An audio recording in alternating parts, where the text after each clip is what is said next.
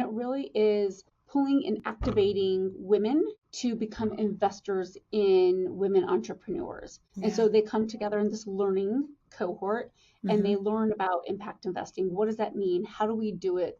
What is it? What are the challenges women entrepreneurs face? And how do we become part of the solution for women entrepreneurs? So as they're learning all about how to do investments in entrepreneurship, they're also pulling their funds, and we're doing a call for social ventures. So any woman that is starting a business can apply to this call for social ventures. And then they are culling down and going through due diligence processes to decide who they're going to invest in. So at the end of the day, we end up investing in, it could be 2 to 4 different women entrepreneurs, and we're providing them low interest loans. And so when I say low interest, I'm going to give you an example of it. So at the foundation, we're not doing this to essentially make money. This is a mission-related investment. Right. We want to get our money back so we can then reinvest it in more entrepreneurs. But this is about women succeeding. Hello, my extraordinary women friends. Today's conversation feels especially meaningful because we're welcoming a woman who is shaping the economic future of Colorado women in bold, strategic, and deeply human ways. I'm joined by my dear friend, Renee Ferrafino, the president and CEO of the Women's Foundation of Colorado, and the first Latina to ever lead this statewide force for gender, racial, and economic equity. Renee stepped into this role in a moment when women's progress is advancing in some ways, but certainly not in others, and is under real pressure. And she's rising to meet this moment with a grounded vision, a powerful voice, and a fierce commitment to what is possible when women thrive.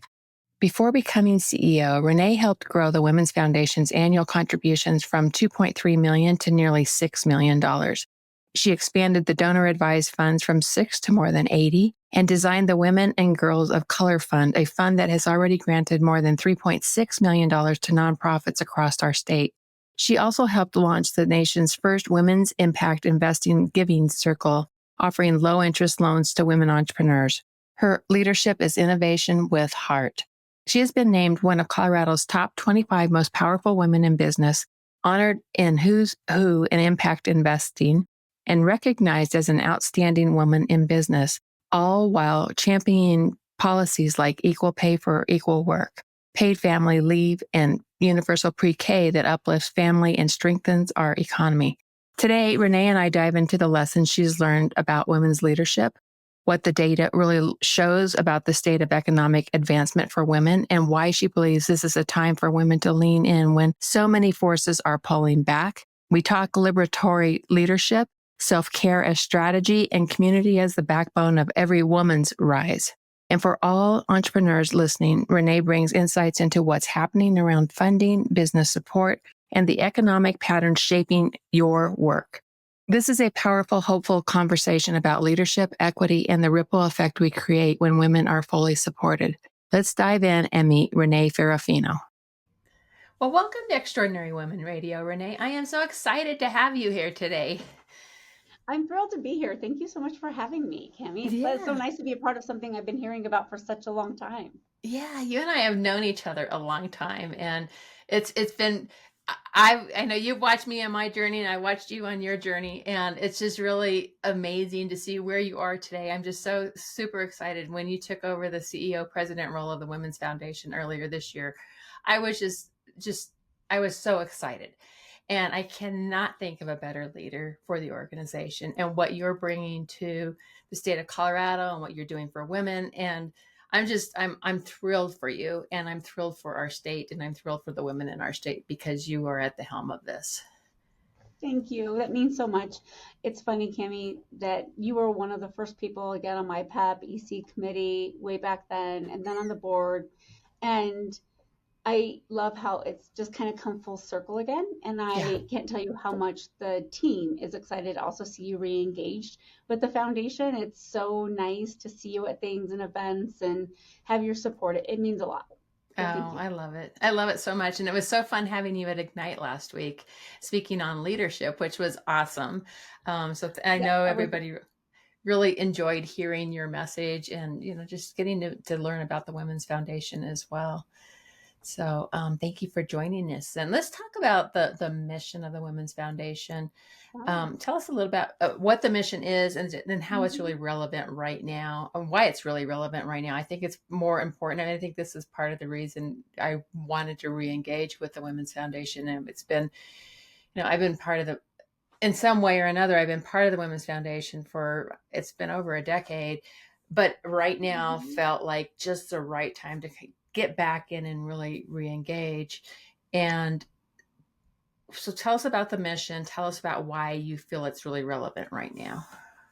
Absolutely. Thank you so much, for having me on again, but also for elevating the importance and significance of the work the Women's Foundation is doing and for re-engaging because I have to tell you, we've been seeing that a lot more this year Yeah, I'm than sure. ever before.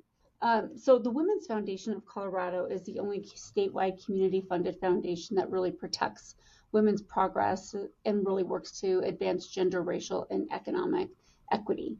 We were, established in 1987. We've been around 38 years, and we were established by a really incredible group of women that were wanting to address the feminization of poverty. Yeah. We're 51% of the population here, and unfortunately, there aren't enough people investing in our success and in our outcome here in Colorado. So, you know, we've been asked at the foundation if Colorado really needs a community foundation solely focused on women. And we clearly have always needed one, and Exactly. we need it now more than ever because our rights really rest on fragile ground. I mean, Yeah. what we have seen since January of this year, Yeah. the amount of rights and power that women had and held are being rolled back left and right. Yeah. We have like reproductive health. We had the reversal of the Dobbs decision. We see what's happening with the HR1 bill with SNAP and Medicaid. We see the Yeah. rollback of diversity, equity, and inclusion. The very thought that women are not enough or that we are so politically charged, our being is really, really shocking and really upsetting.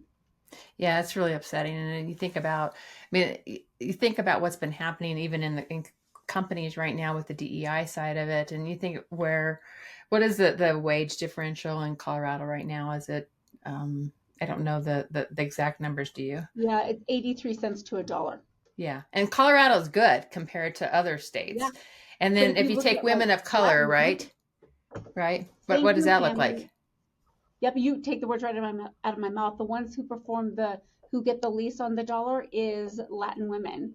And in October, I just went to a gathering for Latina Equal Pay Day, and Uh-huh. it's devastating to think that it takes us a full year and then an additional 10 months to make what a white man makes in Wow. 1 year. It's devastating, Yeah. and then Yeah. to think about all the gains we have made despite all of the Mm-hmm. barriers is Mm-hmm. pretty magnificent. Yeah. Yeah. So we've made gains, but it's like now all these pieces are rolling back right now. So Mhm. what is the Women's Foundation doing now to really address some of this? Well, there are so many things that I'm really proud of this team for doing this year. We've gone through a lot, right? We have a big old CEO transition. We step into an administration that we never could have imagined Right. we would be in, and we're seeing rollbacks and impacts to our communities that are pretty stark and pretty devastating. And so this team has really stepped up in a big way. And so, as Yeah. we see the dismantling of diversity, equity, and inclusion, and the real attack on women's rights and progress, this team is just leaning in full heartedly. And I feel really lucky that we have a board that supports that so much. But Mm-hmm. we see other boards being like really reticent to lean into the work or to want to like scrub their websites. We're not doing any of that. And we're not being Good. advised by our board to do any of that. They are saying to us, now is the time to lean in even more. So you all are trusted to do what's best for this community, make decisions that are best for this foundation and our community. So we've done a few things. Right off the bat, we have a Women and Girls of Color Fund where we fund specifically women of color and gender expansive people of color leaders and their vision. And so we increased all of their grant making by 40% this year. Wow. Yeah, it's pretty magnificent because we're seeing such a rollback of investment in women of color. And so immediately it was an increase from 40%. And then we also changed all of we give unrestricted money, but we do have a couple of parameters around them with cash assistance for our WINCOME program, which provides cash assistance and does public policy work. And we unrestricted everything. We said, use it as you need. And then this year we also launched a Catalyst Fund, which was about $500,000 that we raised, that we decided to do additional grants to all of our grantee partners that were unrestricted. And then we also invested in cornerstone community partners who, even though they may not be an organization we're directly funding anymore, we believe they're critical and essential to a woman's survival in our communities throughout our state. Like examples of that is like Project Self-Sufficiency, Warm Village, Mikasa, organizations and institutions that just can't go away. So we're leaning into funding. Our board is really supporting that. We're encouraging our DAP holders to give. We have provided webinars where our grantee partners can come and get legal advice, which has been really important because they can't afford that. Yeah. Right? Yeah, exactly. They can't afford it. And it's a time when the nonprofits are actually losing funds because corporations are pulling back what Yep. they're investing in women-focused organizations, right? Yep. So We even fell more under what they crucial. say the DEI budget. Yeah. Yeah. Yeah. And so That's unfortunate. you've upped your spend supporting Yep. these different communities, different Mm-hmm. nonprofits, different organizations. And at the same time, you probably have been hit by some of that same thing, right? Like losing some of your funders because of Mm-hmm. that. Is that true? Yeah, it is really true. So I'll give you a couple of examples. Our annual luncheon, Mm-hmm. always so exciting, so Yeah, fun, I've so loved the powerful. luncheon. Thank you. You've been a Yeah. big supporter. You've sat on that luncheon committee yourself, Cami, and brought in a lot of sponsors. So we're grateful for you. But it has been, it's the largest fundraising event for women and supporting women in Mm-hmm. Colorado. And I would venture to say probably in the Western region of the US. We have a lot Yeah. of people doing events, but nobody's solely focused on it and bringing together close to 1,800 people in one Yeah. room for a Yeah. luncheon. Yeah. And it's a wonderful showcase of the power of our work and all of the ways we get to show up in community and everybody that loves and supports us and is a part of it. But, you know, we were impacted by about $180,000 before the event in terms of sponsorships and ticket sales. So we had Wow. more people in the room than last year, but we Right. were down $180,000 because the makeup of the dollars looked different. One thing that happened to us was we had a lot of big sponsors pull back because they could no longer be tied to gender specific missions. Right. And it was like, what? Because Yeah. of the fear and the repercussions they're concerned about coming down the pike for them. Yeah. And the reality is, though, Kemi, we can't be immobilized. We have Right. to continue to support women and provide funding for them because they're fighting way harder than we are right now to Right. make ends meet. And then we Right. also saw donors who are like, oh, I don't know what's going to happen with the market. I don't know what's going to happen with the economy. This leader in this administration is so volatile. I don't want to do a $5,000 sponsorship. I'll do a $1,750 sponsorship, right? Mm-hmm. Mm-hmm. So when you're thinking about 200 tables in a room Right. and you have 15 of them pulling back and either taking their money away or decreasing it by 2/3, that's a huge financial impact on the Right. foundation. And those are unrestricted dollars to us, Yeah. right? Right. Right. Those Right. are huge. And so that has been a piece of it. And then, the day of, we saw great engagement for Yeah. us, but we've also seen people pulling back on what a major gift might look like, giving less than they Mm. would have given in previous Right. years, because Mm-hmm. again, the uncertainty of the market is really, really challenging. And not only that, I had lunch with somebody and I won't say her name out loud on this podcast, but somebody and adore and I adore. And we always meet at the end of the year. She always makes a gift, and she said, it's not as much as I would like it to be because, Renee, there are so many women serving organizations that need help now. Yeah. She's like, So more it's than just getting ever. stretched thinner and thinner. Yeah. It's Yeah. getting thin. And I'm lucky that she actually did a little bit more for us this year, because she's like, you guys give to so many and you're Mm-hmm. feeling that gap. She's like, but my giving had to change for some other people because more women need help. Yeah. And so I have Yeah. to do that. Yeah. And my hope is are you seeing some roots up, people getting, I mean, here I am. I'm a small donor to Mm-hmm. to the Women's Foundation, but it's like that roots up, approach, like more people wanting to engage. So hopefully that can start to, come into the mix of this as well.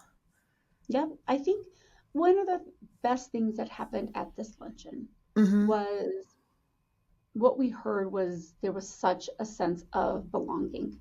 Yeah. And in the midst of all of this chaos and uncertainty and Yeah. sadness and hurt and anger, people really felt like, wow, who knew a little luncheon could make me feel so much a Yeah. part of Right. bigger push Right. and movement Yeah. towards, Yeah. equity for women. And they felt that. And we saw Yeah. that in the giving. We doubled what we usually earn at the ask at Good. that luncheon. And I do Yeah. think it's because people came in and were like, I haven't been a part of this, but I'm going to be, because this is a community that cares about the things I care about and they are Right. invested in standing up for it. Yeah. And two, even if I don't agree with everything, they are clearly open to having conversations that are Right. hard to have, Mm-hmm. but are important and necessary for us to have in community. And I just think those are two things people are really searching for. Yeah. And I think the major donors too. This is my other hope, is that major donors are all, we're kind of past that initial shock, Yep. and then major donors can start to come back around as with that as well, alongside of that. Yeah. Yes, I think that that is happening. We have a Good. campaign that we're working on, Mm-hmm. and we have seen some major donors say, I'm going to be okay no matter Yeah. what. Also, the market's really good right now. Yeah. So we're Right. going to kind of cash in some stock, or we've been having more conversations about, the tax implications of HR1. And if Mm-hmm. you want to bundle your giving and if Yeah. you want to take advantage of these tax benefits, this could be a really great time to do this before the end of the year, right? Yeah. And Yeah. so donors are thinking, I think, really strategically about how do I not pay taxes on some real like capital gains, or I've had a huge success in the market and Mm-hmm.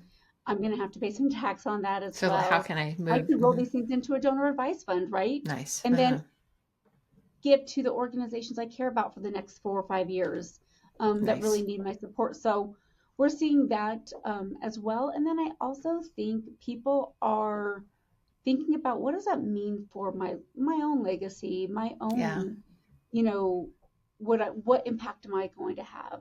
Now Yeah. is no better time, Yeah, right? yeah, and I And think that so is that we're it's thinking about that. that fiery piece is coming back, as well as like Yeah, women just saying, I'm not going to sit back and just be quiet. I'm going to actually step and do something. So, what a yeah. great way to be able to do that. So, I know what an important year for you to be taking on this role. First of all, I mean, Mhm. like, wow, right? Well, Yeah, there it is, Kenny. yeah. Tell us a little bit about the current economic state of Colorado women, or women just in general. What's happening with all this administration changes that's happening? What do you see the economic Yeah, impact on women right now? yeah. I'm going to refer a little bit to my notes here Yeah, because totally. it's I know you just got so some research tough. back. Yes, and one of the things again I love about this team is that was like, okay, this is happening. What's our scenario planning? What do we want to do? How do we want to support? And how are we going to think about women in this time? Because the HR1 bill that passed Mm-hmm. has the starkest impacts on women here and their Okay. families, right? Mm-hmm. We have also have a bit of a complicated tax structure here with, how we can raise revenue with Tabor and then the way we're coupled with the federal taxes, Mm-hmm. that it makes it even more complicated here. So we thought we would try to kind of uncomplicate and get people to really clearly understand. And so we partnered with the Colorado Fiscal Institute to do research on how this one big beautiful bill is going to impact women and their families throughout the state of Colorado. And what they found out, and this is kind of, again, a horrible full circle moment for the foundation, but Mm-hmm. it is deepening the feminization of poverty. Mm-hmm. And I haven't heard researchers use that term in all of my 11 years at the foundation.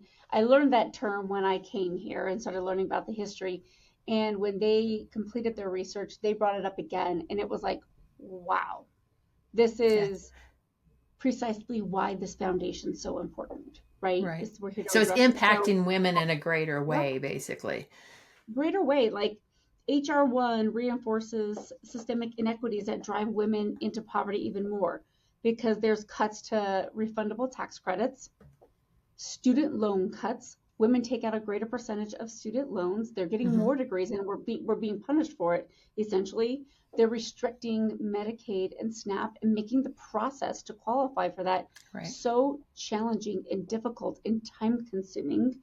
And there's also the non-refundable voucher programs, Mm-hmm. that women are facing. So we carry the greatest burden, right? Moms are carrying a great burden, single mothers, women of color, and immigrant women. We're Yeah. seeing them, just more and more barriers be built in front of them as we move forward in this bill. And quite frankly, I don't think we've even begun to see how much this is going to impact us. And this last budgeting here in Colorado, we had almost $1 billion deficit. I think it was like a $740 million cuts that we had to make to our budget. And now with this federal funding cuts, there's going to be another $1 billion that are going to have to be addressed in our budget. And you and I both know who's going to be impacted by that the most. Yeah. Is going to be Yeah. the people who need it the most.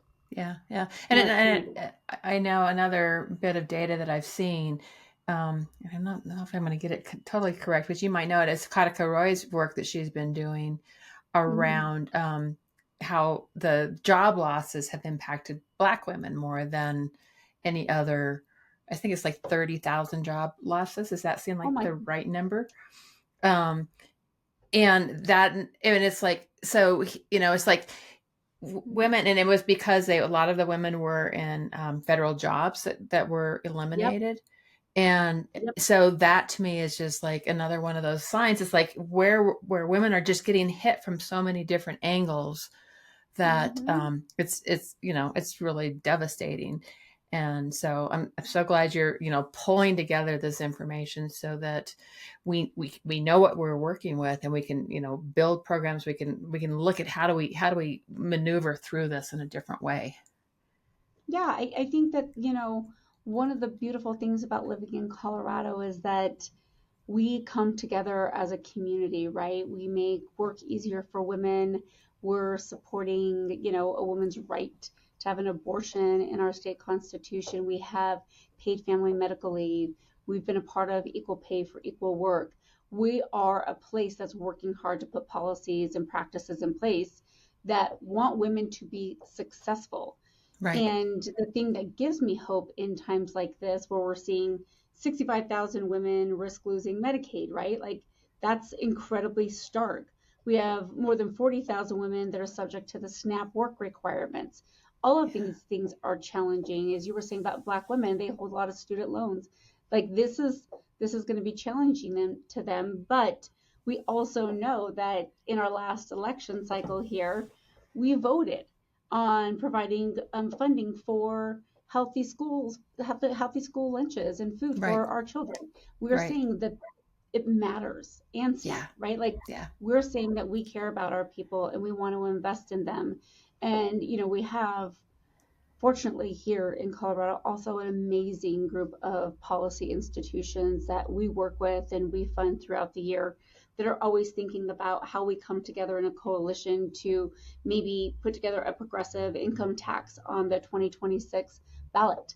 How Nice. can we continue to figure out ways to tax the rich more Yeah. and provide more revenue sources while we, I don't know, try to dismantle Tabor along the way. But we're always kind of putting our people first and centering the people. And I'm really grateful to live in a state that does that and Yeah. protects women's rights and Yeah.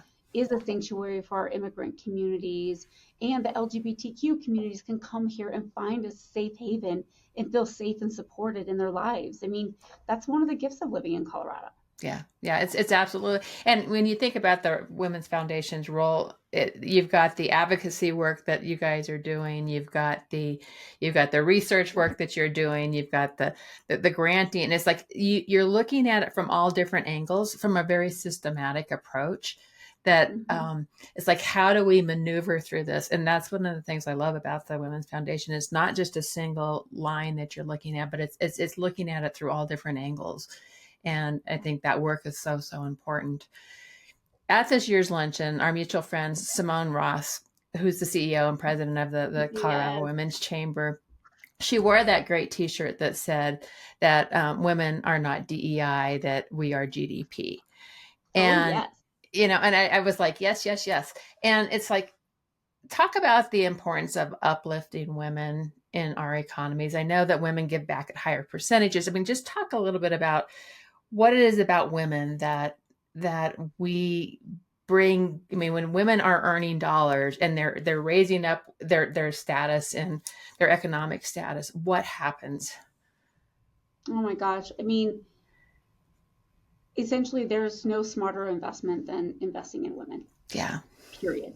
Yeah. There couldn't be a smarter investment. Snap. Yeah, hands down, right? Like, yeah. When women, let's talk about just like the business case scenario that we've been talking about for how many years, and the fact that we're still talking about it is striking. We know that when women have a critical mass of seats on a board or in executive positions, companies are more financially lucrative, right? They are more successful. And the fact that we're still trying to convince people of that is really mind-blowing. And the reason we are is because through our own lived experience and through, I think, just the way we show up as human beings, period, and the way we care for our families and our communities, we are always thinking holistically in every space that we're in about how we're showing up, right? Yeah. And so, we put more back into our communities. We put more money back into our families. We guide and support and our caretakers for, like, I'm in the sandwich generation, right? We're caring for my young kids and getting them launched, and I'm caring for my parents. You know, we're in that space of holistically caring for and about each other in a time when I really think that people are only thinking about how the world is impacting them. We're thinking about how we support each other. Again, we know women, and I said this during my speech with you all, is that women have led the biggest movements in our country for ensuring women have rights, ensuring women have equality, protecting our freedoms. And we invest so little in them. And we're responsible for so much of the progress that we see as a country, right? We are more lucrative and we are more successful because more women are participating in the workforce, yet we are the first ones to suffer when there's any form of setback.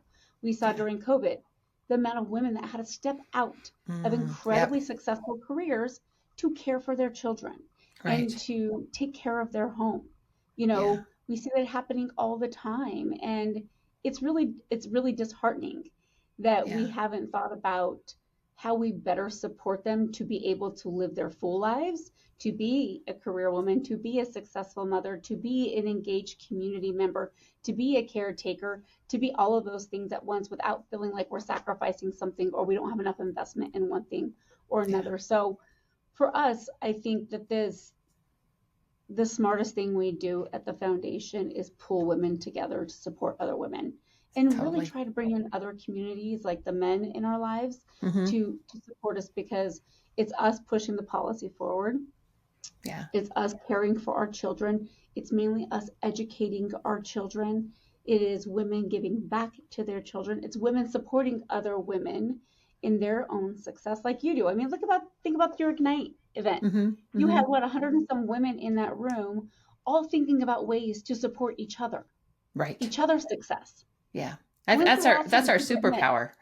Yeah. I mean, when's the last time, like, you see at a conference men going, ooh, how do we support each other's success? It's like, how do I support my success? And Yeah. it's a completely different mindset with women. It is. And I think, we've been gathering in circle as women for, centuries and Oh, centuries and centuries. And mhm. that's our superpower, to come back together in circle like that. I believe Yeah. that all day long. So many of our listeners are entrepreneurs. And I know I've got some stats that I pulled off the website. It's in 2023, the Small Business Administration issued nearly $34 billion to business owners across the US. Only a third of those loans went to female owners. And yet the number of women-owned businesses between 2019 and 2023 increased at nearly double the rate of those owned by men, which is like so exciting, that women stepping into entrepreneurship. But we're just not getting the fair share of the deal there. How No. is the Women's Foundation really addressing this? Well, those are such like important points. I mean, and the reality is, even with venture capital, what we get 2.4%. Yeah. With philanthropy, we get less than 2%. Yet we Mm-hmm. are doing so much. And unfortunately, that saying, we do so much with so little, Mm-hmm. is exhausting women. It And is. It is so exhausting women. at the foundation, one of the things that we are also expanding into is, what does impact investing and Yeah. investing women entrepreneurs look like? Yeah. And it's so important that we evolve as an institution, but also evolve in how we invest in women Yeah. and bring our donors along. That's part of the cultivation of philanthropy and what philanthropy actually means. So for me, this is, and for the foundation, it is really, again, a systemic approach. Mm-hmm. So I'm going to take a couple steps back before I fully answer your question, because this Okay. is also how we invest in women entrepreneurs, in Mm-hmm. women businesses. Mm-hmm. So at the foundation, we have our own portfolio of assets. Mm-hmm. And the way we've applied a gender lens investment strategy is by this: we only invest in companies through a gender mandate, so they have to have a critical mass of women on their boards or in the C-suite, and be investing in the UN empowering principles for women. Mm-hmm. Another pillar that we invest through is ESG, that companies are making products and goods and services that benefit women. Mm-hmm. Another pillar, the third pillar, is shareholder advocacy. They have to have a strong shareholder advocacy that encompasses these values and the UN empowerment principles. And then the fourth is through diverse management of funds. So we want to be investing in organizations, 25% minimum of organizations who are using a diverse fund manager. And because there are so few women fund managers, that means women. And so right now, the foundation has 100% of our assets invested in a gender lens. That Nice. means that we are supporting companies who believe in the value and strength of women. Yes. So Love it. the company can be owned by women, or there is a strong power dynamic happening there where women are leading it, Right. right? So that feels really powerful to me, and it Yeah. means that we are investing in our values and we are really walking the talk. With Right. every dollar that we have, we are Mm-hmm. leveraging it to move our mission forward. Right. Secondly, at the foundation, we hold donor advised funds, which allows donors to, essentially, it's a philanthropic checking account. People make a donation, they get a tax deduction, and then they have a pool of money that they work with us over time to grant out into our community around areas that they care about. Mm-hmm. So with our donor advised fund holders, we have been educating them about what some impact investments can look like around Mm-hmm. entrepreneurship. So we have pulled three different opportunities for them. One was providing low interest loans through DreamSpring to rural women entrepreneurs. And so Mm-hmm. we're ensuring that we support the whole state.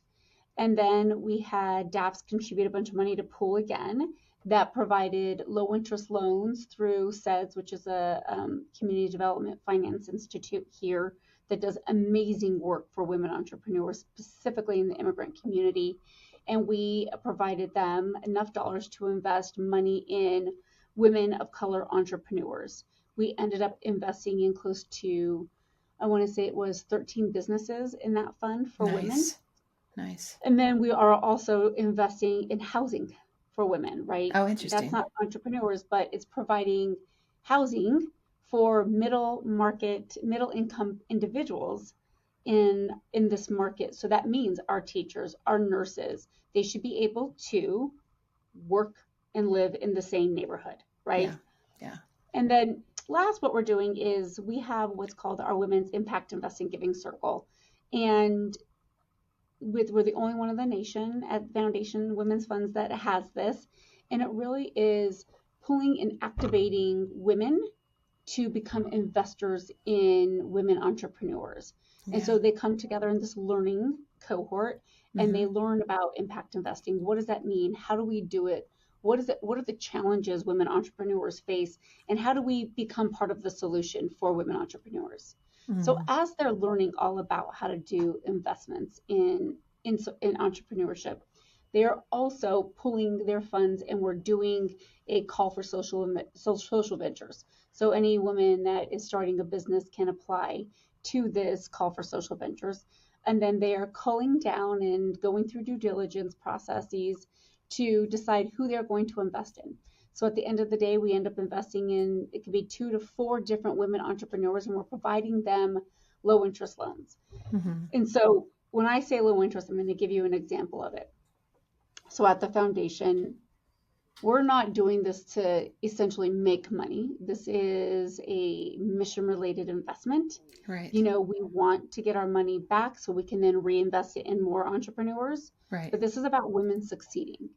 And not this cohort, but last cohort, we invested in the Colorado Birth and Wellness Center. An amazing. The Colorado what? The Colorado Birth and Wellness Center. Okay, cool. And it's an amazing business right now. And when we told them that we wanted to provide them a low interest loan, they came to us before I could say anything. And they're like, okay, we can do a loan at 8%. We'll give you this percentage of equity. And we were so shocked. I was like, we don't want any equity. This is your business. Right. And 8% is really high. What about 2%? And both of the women just started bawling because they're like, that's never happened to us. Yeah. Like, what that says about how you trust in us and how you believe in our, I don't think strategy is a word, but I'm going to say it anyway. Yeah, I'll go with it. You know, in our vision or whatever, I just made up a word. Yeah. It's, you know, for them, it was very validating. Yeah. You know, they're like, you didn't make us jump through all these hoops. Yeah. You aren't asking us to overcommit to margins that are unrealistic. Yeah. And you're really committed to our success. Yeah. And that's true.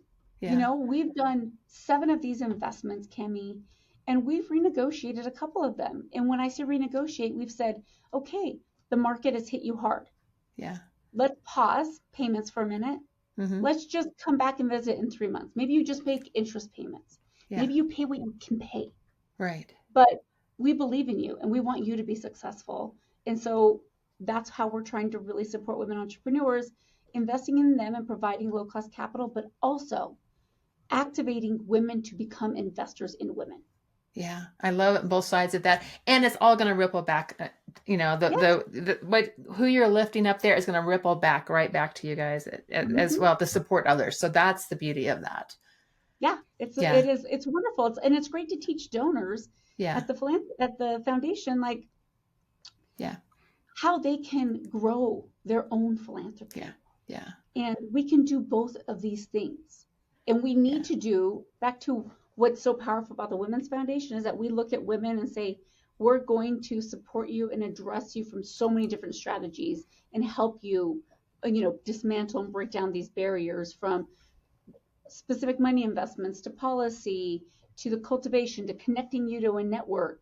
We're going to do all these things. This is kind of our way of doing the same thing with trying to activate women investors, is that there are a lot of ways that you can use your money to build a better world and a better community and a better infrastructure for the women in our community who are investing so much in all of us. I love it. I love it so much. And I think I heard you say, and maybe I even saw it on the website, something about the focus right now is health-oriented organizations. Is that correct? Yes. This 4th cohort, It's very interesting two words to say together. Fourth cohort um, are focused on social ventures that have a health equity lens. Okay. Just because Excellent. we're seeing such a dismantling Yeah. of support in the health sector that we Makes thought this sense. would be really interesting to see where we could go with it. Ooh, I'll have to follow that and just see, the good I that's know it's happening great. there. That's exciting. That's really exciting.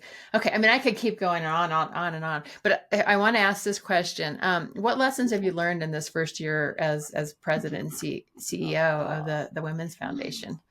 What I know haven't I so learned many. I this mean, you year? haven't learned anything, right? It's like, Really, I learn it every single day. I don't know. Lisa and I talk all the time, and it's like the amount of growth I feel like that I've had that I'm going through on a daily basis has been, I don't know, honestly exciting. yeah, totally. Um, I think we become so comfortable, and sometimes it's really hard to get out a comfortable space for us, or a comfortable job, or like a place wherever you're at.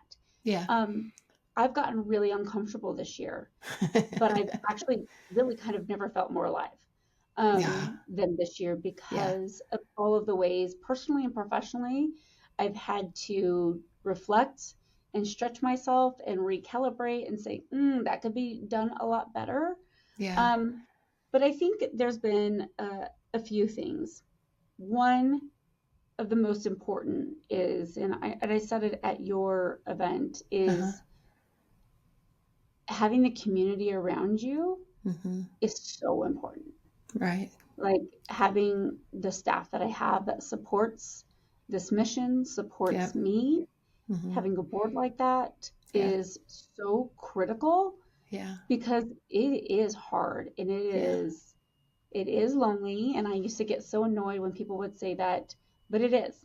Yeah. And it's it's been harder in that way than I ever thought it would be. Mm-hmm. Mm-hmm. Because dynamics shift and structures shift Right.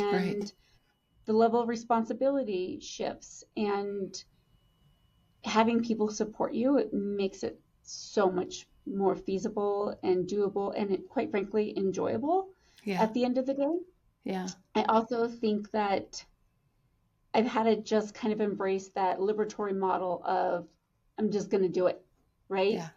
I am going to think about what this job means to me, how I get to be my full self in this job, how kind of this job work for me and I don't just work for it, you Yeah. know? Yeah. So Yeah. kind of recenter what that means for myself and for this team and Mm-hmm. how we show up in community and trust myself to do it.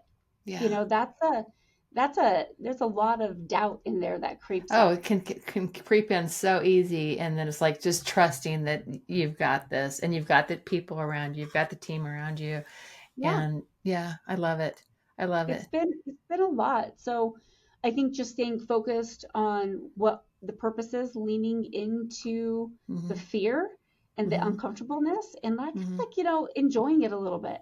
Yeah. I'm Oh, I really love happy that. that I can be the CEO during this time Yeah. because I'm a little bit more risk tolerant, I think, than maybe previous leaderships or structures were set up. And Yeah. so I like that. Yeah. It makes me nervous, but also at the end of the day, um, is making sure that I'm out, trying to take care of myself is also really Yeah. important. It is So so important. it is so Yeah. you learn really quickly how hard that is Yeah. when you're juggling so many things. But um, again, I think that the last thing I'll say about what I've learned is women again just don't fail us. Yeah. We just show up for each other and we support each other's successes.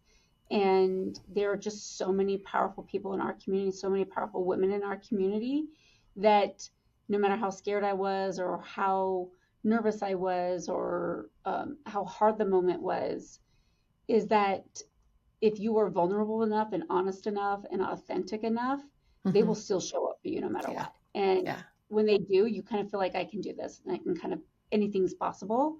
And we Yeah. can really make a shift and change what it looks like to be a woman here in Colorado.